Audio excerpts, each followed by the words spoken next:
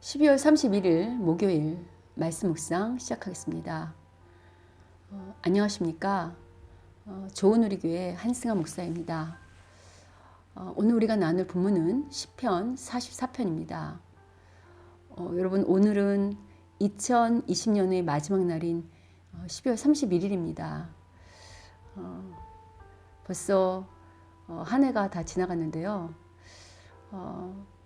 오늘은 우리가 이 말씀을 나눌 때 올 한 해를 마무리하는 그런 말씀, 그리고 또 저희 교회는 송구영신 예배 말씀으로 이 말씀을 함께 나누려고 합니다. 오늘 본문인 시편 44편은요. 개인의 탄식시가 아니라 이스라엘이라는 한 국가 공동체의 탄식시입니다. 지금 시인이 어떤 상황에 처해 있는지는요. 오늘 본문 9절 이하부터 등장합니다. 1절부터 8절까지는 시인이 과거를 회상하면서, 그러니까 과거에 하나님께서 이스라엘에 베풀었던 은혜를 회상하는 이야기고요. 실제적으로 지금 이스라엘이 어떤 위기 가운데 처해 있는지는 오늘 본문 9절 이하부터 잘 말하고 있죠. 시인은 하나님께서 지금 이스라엘을 버리셔서 욕을 당하게 하시고 또 전쟁에도 함께 하시지 않는다고 탄식하고 있습니다. 이 정도 차원이 아니고요. 지금 하나님께서 당신의 백성인 이스라엘을 헐값에 파셨다고 표현하기도 하고요. 그래서 이웃나라로 하여금 조롱과 조속거리가 되게 하셨다고 호소하고 있습니다. 하나님의 군대인 이스라엘이 패해서 도망가고 약탈당하고 가축처럼 도살당하고 있다는 것입니다. 이윽고 이스라엘은 여러 민족들의 포로가 되었습니다. 시인은 이처럼 이스라엘 민족이 다른 민족에게 수탈당하고 포로가 된 이 기막힌 현실을, 이것을 주관하시는 분이 하나님이시라고 지금 말하고 있습니다. 이러한 탄식으로 시인이 하나님께 지금 탄원하고 또 호소하기까지요. 시인의 머릿속은 참으로 복잡했을 것입니다. 참 많은 질문이 떠올랐겠죠. 왜냐하면 이스라엘은 하나님이 선택한 하나님 나라잖아요. 그런데 이런 일이 일어났다는 것은 더 이상 이스라엘이라는 국가가 하나님께 가치가 없는 나라인가? 더 이상 이스라엘 백성은 하나님께 의미 없는 백성인가? 하나님은 이스라엘 목자라고 당신이 친히 말씀하셨는데 지금 목자 되신 하나님께서 자신의 양떼를 즉 헐값에 팔아 넘기셨잖아요. 그리고 어찌 보면 이렇게 이스라엘이 당하는 것은, 조롱당하는 건 이스라엘 믿는 하나님이 조롱당하는 것하고 연결할 수 있는데, 그런데 하나님은 왜 이렇게 이스라엘을 수탈당하도록 내버려 두시는가 등등의 여러 의문이 들었을 것입니다.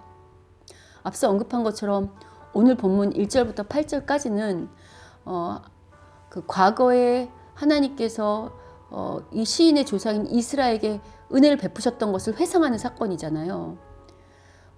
지금 시인이 발딛고 사는 가나안 땅 역시 과거에 전쟁의 그 신이신 하나님께서 당신의 능력으로 선물로 주신 땅입니다.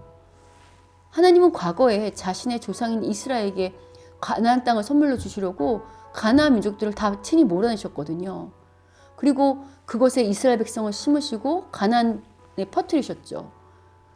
이스라엘은 이제껏 이런 하나님의 은혜와 능력으로 살아왔다는 거 누구보다 오늘 본문의 시인이 잘 알고 있습니다. 그런데 그렇게 은혜를 베푸셨던 하나님께서 오히려 이스라엘의 적이 되신 것처럼 이스라엘을 환난 가운데 두시니 시인으로서는 참 당황스럽기도 하고, 또 왜 이런 일이 일어났는지 하나님께 탄원할 수밖에 없었을 것입니다. 이런 고민 가운데 시인은요, 혹 이런 어려움을 겪는 것이 이스라엘이 그 공동체, 이스라엘 전체의 어떤 죄 때문에 그런 건 아닌지 돌아본 것 같습니다. 왜냐하면 거룩하신 하나님은 죄와 함께 할 수 없는 분이시잖아요. 그래서 반드시 죄에 대하여 매를 드시는 거, 그거 이스라엘 백성이라면 누구나 아는 사실 아닙니까? 그래서 시인이 아마 자신들이 뭘 잘못한 게 있나 돌아보았습니다. 그러나 오늘 본문의 시인은요, 아무리 자신들이 돌아보아도 지금 자신들이 당하는 환난과 고통이 자신들의 죄 때문이라고 여겨지지가 않는 겁니다. 오늘 본문 17절부터 20절을 보시면요. 시는 이스라엘 이 백성들은 하나님을 잊거나 언약을 어기지도 않았고 또 하나님의 길에서 벗어나거나 이방신들을 섬기지도 않았다고 고백하고 있습니다. 설사 자신들이 정말 범죄한 일이 있다면 마음 깊은 비밀까지 다 아신 하나님께서 이미 다 아시지 않겠냐고 오히려 하나님께 반문하고 있습니다. 21절에서 그렇게 반문하고 있죠. 그런데도 하나님께서 이스라엘을 완전히 파괴하셨고 죽음의 그늘로 덮으셨으니 왜 이스라엘이 이런 어려움에 처했는지 알 수 없는 시인은 답답하기만 합니다. 그럼에도 불구하고 시인에게 분명한 믿음이 있는데요. 그것은 바로 자신들을 도우실 분은 하나님밖에 없다는 것입니다. 설사 지금 마치 하나님 우리를 버린 것 같은 이런 환난 가운데 있다 할지라도 우리를 도우실 분은 하나님밖에 없음을 시인은 너무도 잘 알고 있습니다. 여러분, 참된 신앙이라는 것은요, 하나님과 사람의 간극을 인정할 줄 아는 데서 시작됩니다. 하나님과 사람은요, 존재의 차원 자체가 다릅니다. 따라서 참된 신앙은 피조물인 사람이 하나님의 뜻을 다 헤아릴 수도 없고 알 수도 없음을 인정하는 것부터 시작됩니다.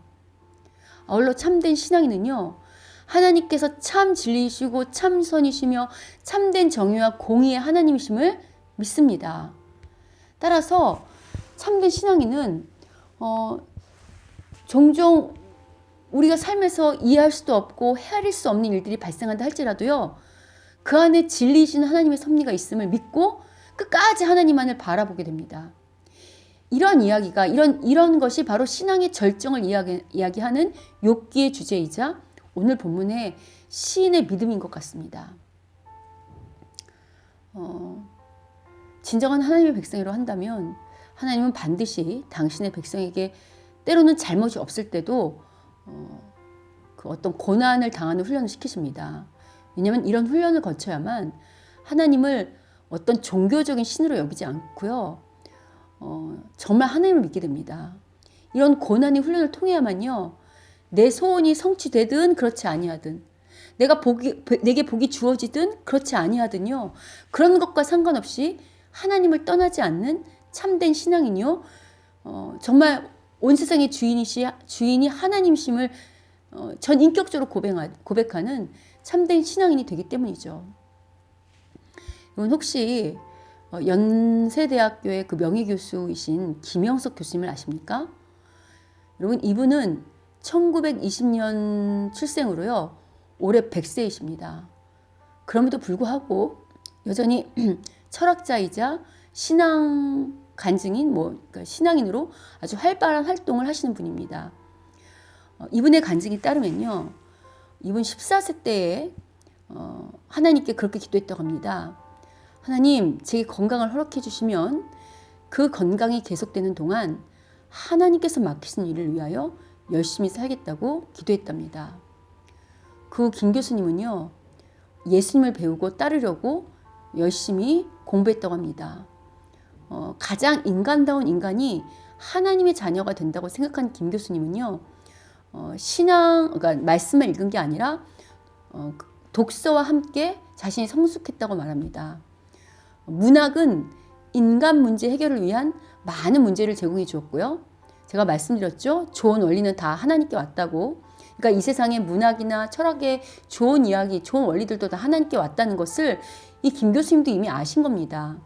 그래서 이분이 문학을 통해서는 인간 문제 해결을 위한 많은 문제를 배웠고 또 철학을 공부하면서는 삶을 위한 정신적 과제에 대해서 고민하는 그런 공부가 되었다고 합니다.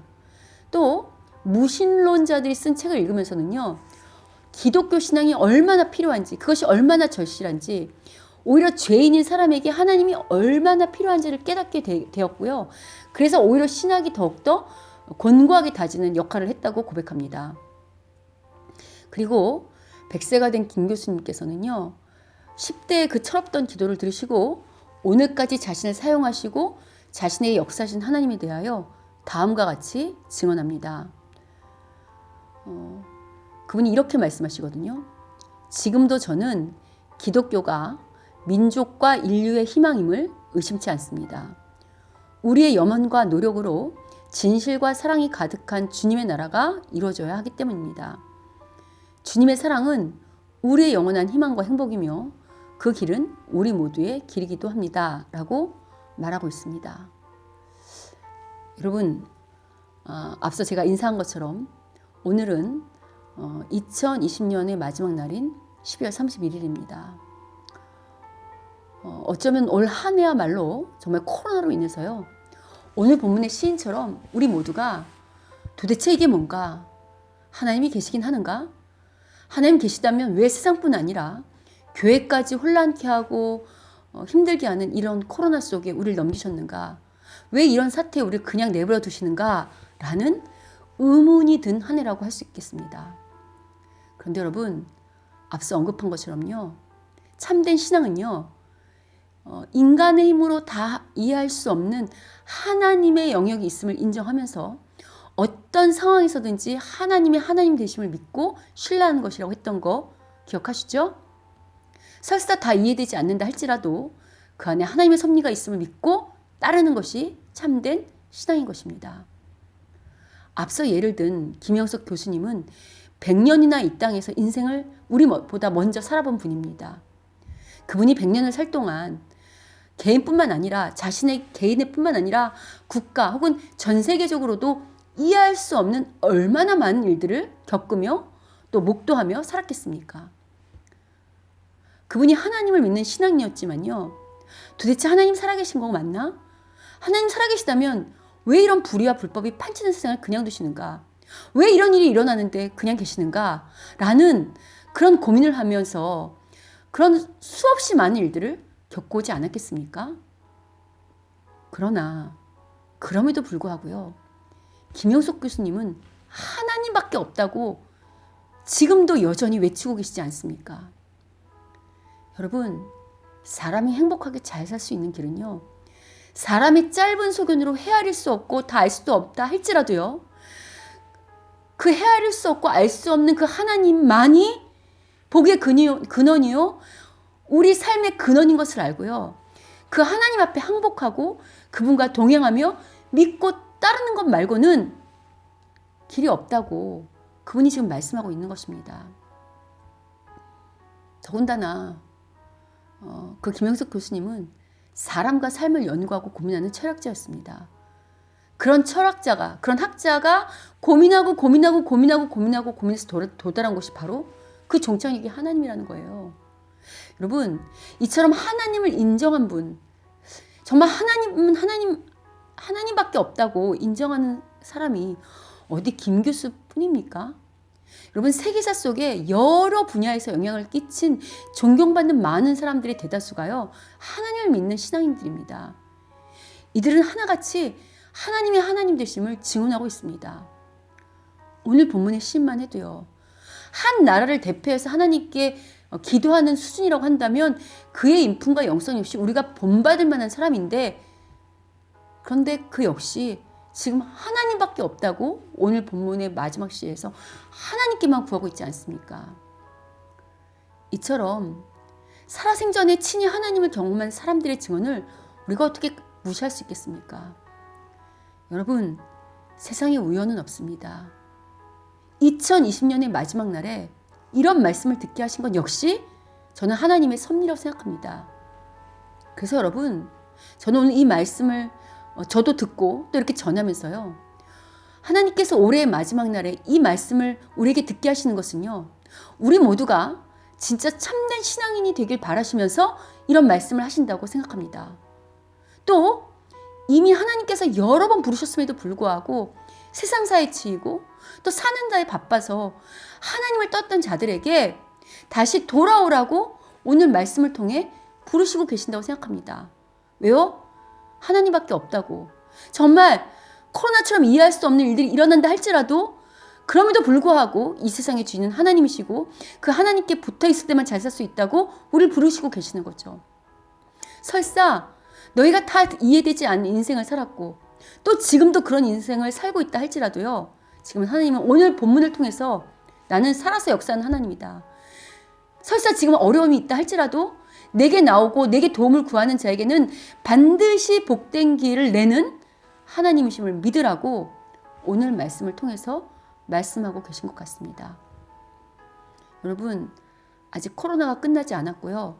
또 우리 각자 여전히 이해할 수 없는 고난과 고통의 문제 가운데 있을 수 있습니다. 그러나 그럼에도 불구하고요. 오늘 본문의 시인이 많은 고민과 많은 의문이 있었지만 자신의 머리로 이해되지 아니하는 그 답답한 현실 때문에 하나님께 반문도 하고 하나님께 탄식도 했지만 그럼에도 불구하고 하나님밖에 도울 자가 없다고 매달리는 것처럼 그러면서 하나님 앞에 나아가는 것처럼요.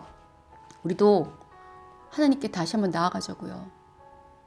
다가오는 2021년도에 일어날 그 모든 일에 우리를 도와달라고 주의 인자하심으로 말미암아 우리를 구원해달라고 오늘 본문의 마지막 그 9절의 그 시로 오늘 본문의 마지막 시인이 말했던 거랑 동일하게 그렇게 똑같이 하나님께 간구할 때요. 분명 생각지도 못한 우리가 기대하지도 못했고 예상하지도 못한 기가 막힌 하나님의 구원의 역사, 기가 막힌 축복의 역사가 우리 가운데 임하게 될 줄 믿습니다. 부디 오늘 말씀을 통해서 새롭게 결단하는 정말 하나님께 나올 분들은 나오고 다시 신앙을 돌아보고 다시 하나님을 바라볼 자는 바라보는 그런 결단하는 모든 이들에게요. 정말 하나님의 생명의 생명 되신 그 하나님의 은혜와 또 하나님의 모든 축복이 우리 모두에게 넘치게 부어지기를 주님의 이름으로 축원합니다.